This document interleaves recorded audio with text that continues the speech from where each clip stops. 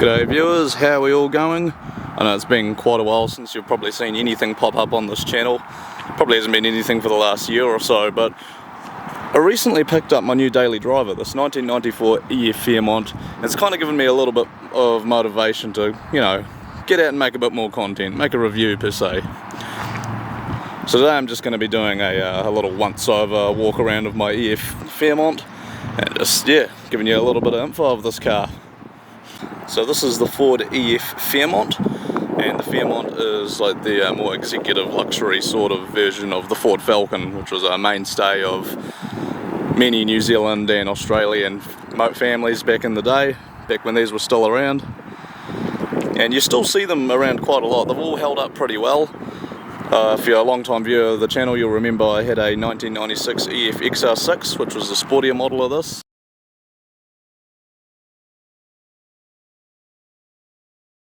Half a million Ks on it, absolutely no idea what I was doing with it, and that was a bit of a write-off in terms of finances, but to give the car some credit, it's still rolling around down in Southland today.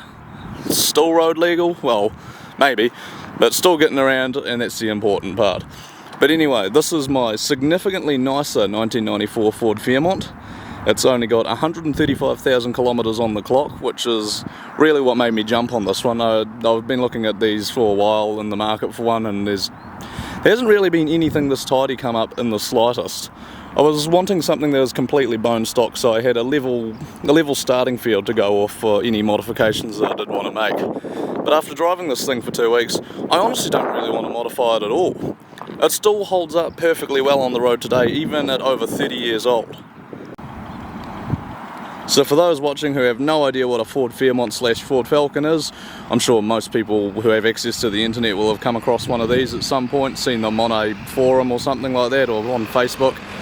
This is the mainstay of Aussie and New Zealand motoring, along with the Holden Commodore, its competitor, for a long amount of time. Only discontinued in 2015, 2016 I think it was. And I'd consider this a full-size sedan. I don't know what anyone viewing from the States would probably view it as. I'd imagine it sizes up to a Crown Vic in terms of its dimensions. But in terms of the platform, it is a rear-wheel drive platform. This particular one is spec'd with a 4-speed automatic gearbox, which still shifts really smoothly. I know these are known to get a bit rough in the age.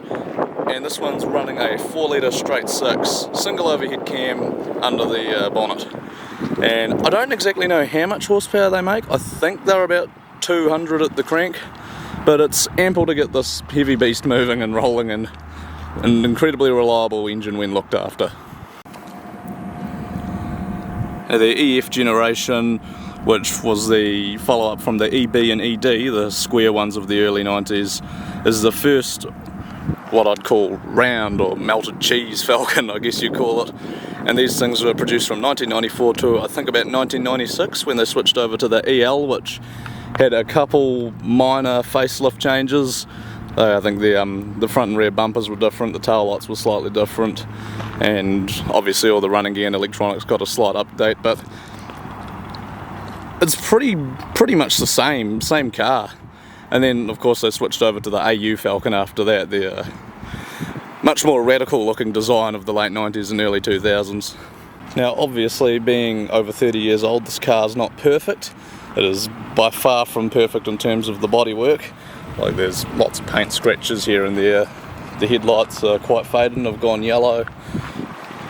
I'm not too sure if you can see that in the lighting, but there's some deep scratches on the front of the bumper, and we've come to the conclusion a dog has probably put its paws up on the bumper and scratched it a bit at some point. Another annoying part is the glass doesn't really want to stay in the mirror housing anymore and flaps around on the highway. More paint scratches here and there. A lot of these trims obviously over the years have faded. Now they just look a bit messy. Bumper sag is another thing these things get quite commonly. There's a little clip in there which likes to break, and it holds the bumper flat with the fender, but now that's broken off. And unfortunately the studs and nuts in the spoilers like to slog out quite a bit, and this one we've actually just re-drilled them and put new new hardware in there to hold it a bit better, but when I first got this car, this thing was really floppy. And other than a couple other small little dents and stuff, in terms of the exterior, this is a really good condition car. I don't think there's any clear coat peel on it yet, other than a tiny little patch on the bumper, which isn't anything to worry about. But usually when you see these, the bonnet and roof are all faded completely and there's just barely any clear coat left on them at all. So I'm incredibly pleased to pick up an example like this. So in terms of styling, this definitely my favourite generation of Falcon, the EF. Honestly, originally I wasn't sold on the Fairmont front end for the EFs. I'm just not a big fan of this grille. I like the slats and everything, but I just don't really like how thick the top of the grille is compared to the bonnet. On the GLI and the Futura models, there's not really any grille at all. There's just your badge on the front, and obviously on the XRs you've got the big nose cone with the 4 headlights. So I've just never really been a fan of this front end, but I've started to take a liking to it in the time I've owned this vehicle. Also on the front you get these little bumper covers in the front, and I think you could option them with fog lights, but I haven't seen one in fog lights in person before to my knowledge. And then you got kind of the sly sort of smile on the bumper, but still a really good looking front end. In terms of wheels, this one is on some 15-inch alloy wheels. I quite like this design, sort of like a multi-spoke snowflake sort of design. There's a little bit of curbing on them, but they're all in relatively good condition. And another interesting thing about these 90's Falcons is, in factory form, they seem to have like a dust shield that sits behind the rim, which is really good because it keeps a lot of that road dust off the wheel, saves me having to clean it so much. Big mud flaps at the front.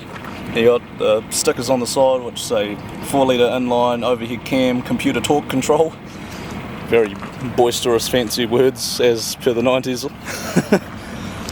And the sills on this car have no rust in them, which is another big bonus. A lot of Falcons, I know, the sills completely rust out.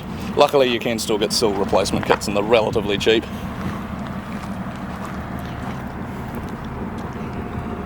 Now this one being a Fairmont's got a little bit more bling to it. You got from factory this big chrome bar along the back and the F for Fairmont badge. Obviously a fancy Fairmont badge rather than one that just says Falcon. And your tow bar. All seems to be standard equipment on these. You also have this really big aerial at the front which should go up and down at the click of a button, but this one seems to have seized in place, so just another small thing to work on while tidying it up. Just moved out of the way a bit because the sun was causing me to not be able to get any interior shots. So we'll have a look at the interior of this thing.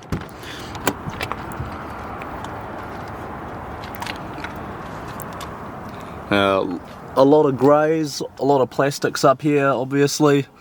It's the 90's, cars were starting to get cheaped out a little bit in terms of the interior, so there's nothing too flash in this one. You can get them spec'd with leather seats and that sort of thing, but this one's got the nice fabric seats, which I prefer to be honest, because every set of leather ones I've seen is always horrifically torn and just seems expensive to repair. But this is one of the 2 interior colours I've seen for the Fairmonts. This is the lighter grey, and there's also a cappuccino, I think they call it, colour, which is like a more beigey, sort of chocolatey brown interior. So looking at the door card, it's pretty all conventional. You've got these nice soft fabrics up there. They haven't come off or unglued themselves or anything. Big door handles, big grab handle there. Yeah, mirror controls on this little knob, and I don't think they ever changed that. I'm pretty sure that was still that same sort of style knob on the FGs and BAs as well. So if we come in here, you've got big heavy doors. Close them with a slam, otherwise they won't shut. And we've got a pretty flashed out gauge cluster on this one, being a Fairmont. So we've got obviously tachometer, speedometer that goes up to 220 k's an hour. Got your temperature gauge there and your fuel gauge there, but you also get an oil pressure gauge and a battery meter gauge there, and I don't think that one really reads what's in the battery, that just reads the output of the alternator. Still useful to have when they worked. I had them in my EFXR6, but they didn't really function well. The oil pressure would constantly be at 7, even at idle, and the battery gauge just didn't work at all. So some other interior things you've got going on here is the vents. These are quite good. Instead of one great big vent, you've got an upper and a lower one, and you can shut them off and turn them on individually. So I can have one facing here, one facing down. It's quite good. Yeah, 2 big vents in the centre and those other dual vents on the side. Now, this one, you've got the digital climate control and a trip computer even. I didn't have that in my XR6, and I've also got lovely cold blowing AC in this one. Another feature which I didn't have at all in the XR6. So this is quite a step up from that car.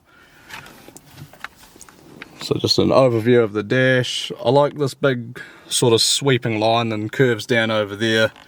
The EF2's had your big round airbag as standard there, but this is an EF1, so you just got the driver airbag as standard. And this one's got cruise control as well, so you're on, off, and you set, accelerate and reset, whatnot. Usually these break off with age, but these ones are pretty tight to the wheel and doesn't look like they're going to break off anytime soon. Nice big steering wheel. Your XRs, you could get them leather wrapped, but this one's just, I don't really know what they make it out of, but the rubbery plasticky substance that most steering wheels are made out of, and it's held up. There's not a lot of twisting in it. I know some cars I've had, you grip the top of the wheel and the whole thing twists around, but no, this one's held up very well. Another feature I like is your lights are on this separate little control here. They're not on your stalk. Your stalk here just does your indicators and your high beam, but yeah, you've got this little switch here, which I think is meant to be the dimmer for the gauge cluster. It doesn't really work like that on this one. Then when you flick it to the up position, and your interior lights just stay on constantly, so I don't really know what the purpose of that is for. I'm sure someone can shed some light on a potential use for it back in the day, but you got your park lights and then your main beams. Down here, I'll just adjust the lighting so you can actually see. You've got buttons for your gas cap and your trunk release, and a great big handle for your bonnet release and your fuse box here. Not sure why, but the quality kind of went to shit in that last clip, but anyway, moving on, you've got your button there for your central locking. That all functions perfectly well on this car, which is quite good. I've had plenty of cars where the central locking only half of the doors have worked, or there's been just other issues with it. Now, I don't think this is the factory radio. I think this is a bit modern for when the car came out. It's a Sony Explode system, quite common to see them in Falcons. Still holds up as a really good system. I'm not going to play anything through it to show you how good the speakers are, because probably get DMCA'd or copyright strike, but the speakers are pretty good as well. So you've got these funny little covers in the front door cards, and your front speakers are behind there. I think they're 6.5s. And then on the parcel tray, you've got another set of 6.5s up there. And I think it's a Pioneer sound system from factory. Other things you got going on here, obviously a 4-speed automatic lever. This one's, nothing's just missing the ashtray there, nothing major, and your cigarette light, all pretty standard stuff.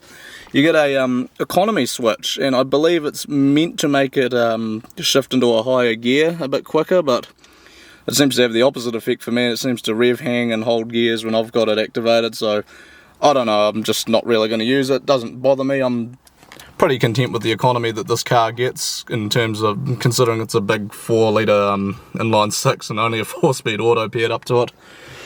But yeah, just a pretty standard for an automatic. It's not like one of the Toyota ones where you have the little gate pattern. It's just a button down and up. Handbrake, which is good. They moved to a handbrake from the foot mounted one with the little release up there, which you had in the Square E series, your EA through to ED.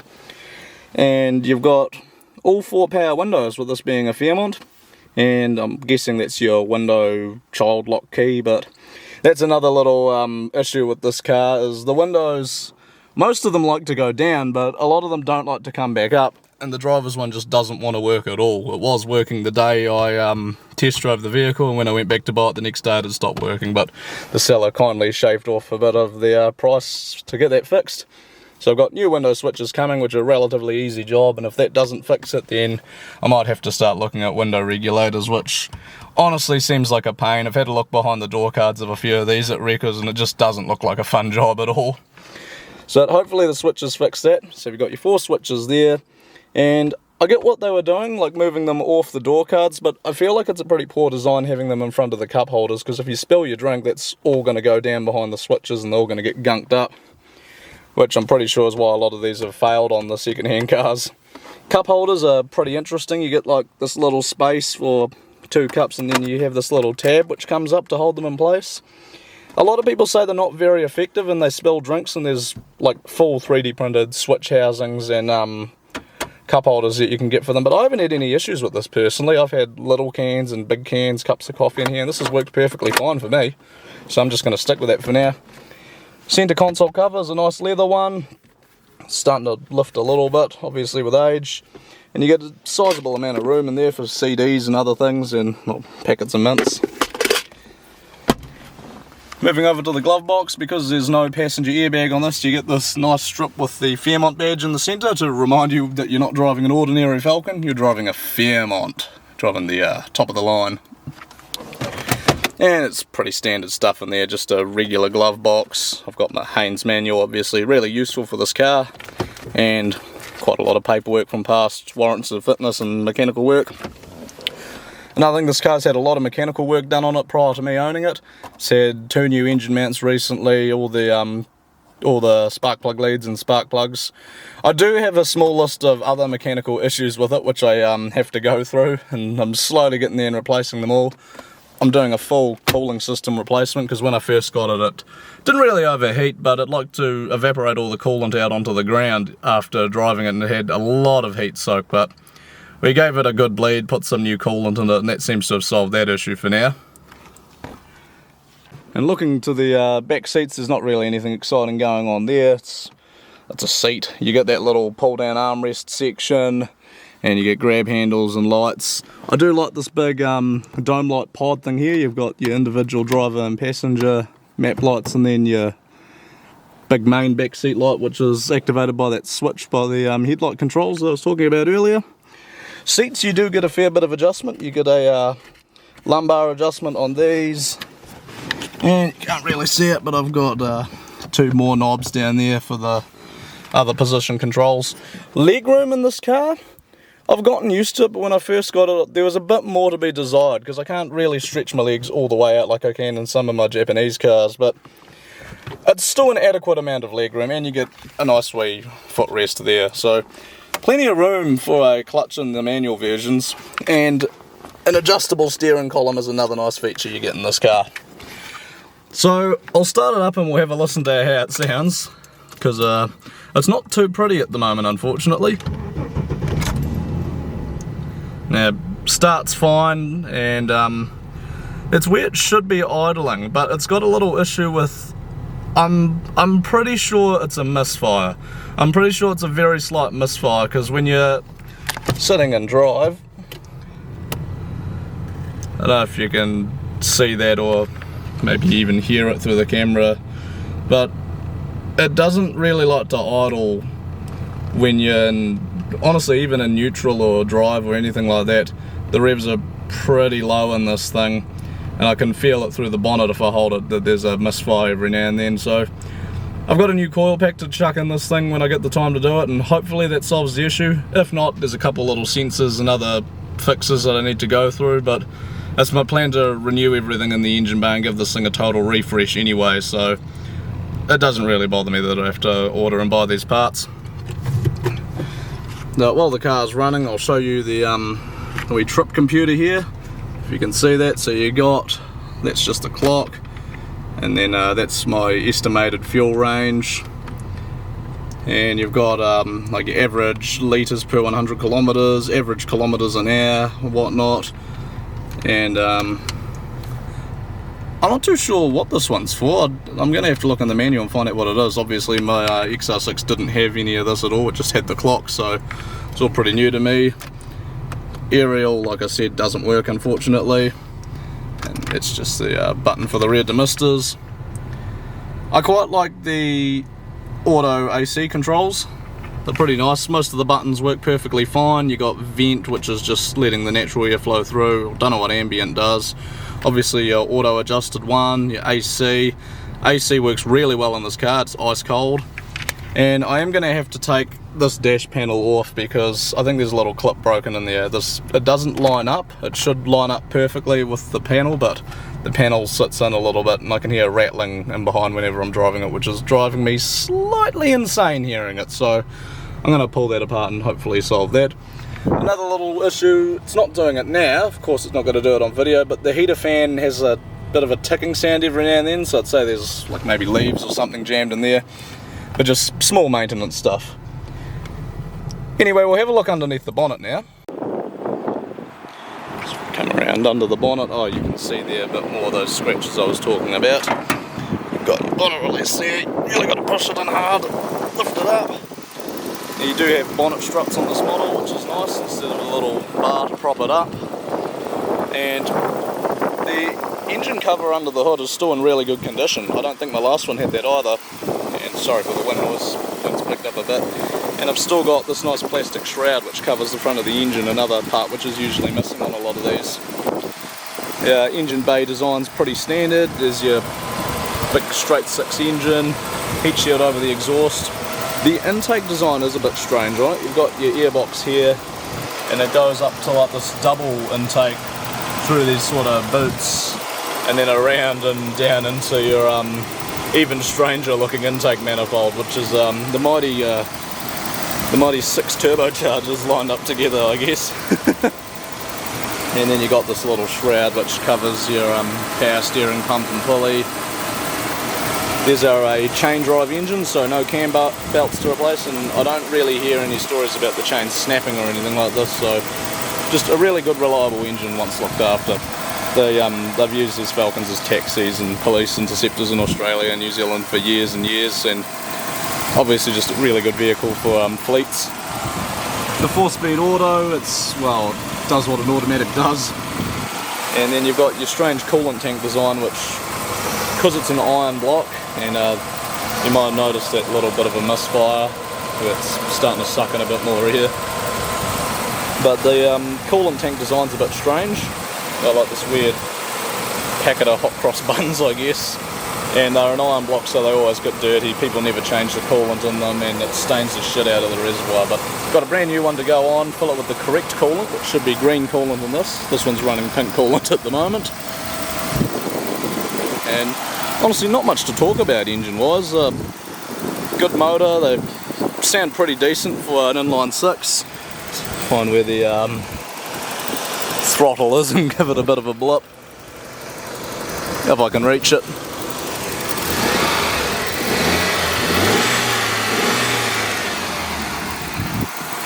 Yeah, making a bit of a tick from the injectors as well. Yeah, that's just small stuff I've got to tidy up. But yeah, that's the engine bay, and this, not too much going on. Being a Fairmont, you just get the grey rocker cover. Your XR6 has got a red one, and then your AUs had the ones which were ribbed and had Intec on the front. And I was thinking of doing a rocker cover swap, but I've heard from a lot of people that they leak quite a bit more, and remembering doing the rocker cover gasket about 4 times on my last one wasn't fun. And well, to be fair, we didn't really know what we were doing, but it's still not a job I really want to tackle again. So yeah, that's what's going on under the bonnet of the Falcon. Pretty standard stuff there. And another thing I forgot to point out with the interior is but a headliner pillow casing. I've had quite a few cars which have been doing this now, but yeah, when it's not a windy day and we've got a few hours to spare, I'll pull the whole thing out and get it re-glued. Yeah, we'll open up the trunk or boot, whatever you want to call it, and a lot of room in this boot. Ow! Recording again, little technical difficulty known as the boot coming down and smacking me on the head. We've got a decent amount of boot space here. You got a yeah, the 2x4s to keep the boot up in the wind so it doesn't fall down and smack my head like it just did before. Heaps of room in here. Everything's in all nice good condition. Spoiler's just disconnected because it was about to come off when I brought the car and I was going to not run it, but we decided to just use bigger fasteners to hold it down better, so that's another thing I've got to reconnect. And you do get a full size spare underneath that mat. I'm holding up the boot so I'm not going to flip it open to show you, but yeah, just a pretty standard full size spare wheel. And yeah, that's all I really have to say about this car at this point. This is just my nice little review of it. Just a walk around of it, my new daily. You'll probably be seeing a bit more content on the channel because I really like this car and I really like filming it and talking about it. Holy shit, that's loud, shut up. Hold on one moment. Anyway, now that I can hear myself think again, as I was saying, I'm going to plan to start making a lot more content on this car. I've got a big tidy up job to do, cooling system, refresh and all of that, and I'll try to record as much of it as I can, along with fitting the coil packs, so you get to hear all the curses and screams as we stick our hands around there and try and fit it, and just the usual mechanical stuff. But yeah, we'll see where we go with the car. Obviously my first goal is to get everything back to factory standard, all nice and tidy, up to scratch, and then I might look at lowering springs, and I've got a couple options in mind for wheels and whatnot. I wouldn't mind doing a bit of an exhaust on it because these sound really good with an exhaust. Oh, opened that by mistake. But I think that's all I'm going to do on it for now. Like I said, it's a beautiful, pristine example. I don't want to modify it to a point where it's not going to be original. Anything I do to the car needs to be easily reversed, like wheels, suspension, exhaust and whatnot.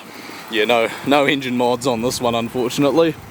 But I probably haven't made a video on it. I have picked up another diesel Corolla. You might remember the videos of the white one that we were going to manual swap. Well, that never happened, but I did find a manual one a couple months later, so I've got that now, and that's kind of the big main project, which is why I've brought this as my daily driver to fill the role of that Corolla until it's all nice and restored. But anyway, thanks for watching, guys. I'll try to put out more content more regularly, and hopefully you'll be seeing more of us. Cheers!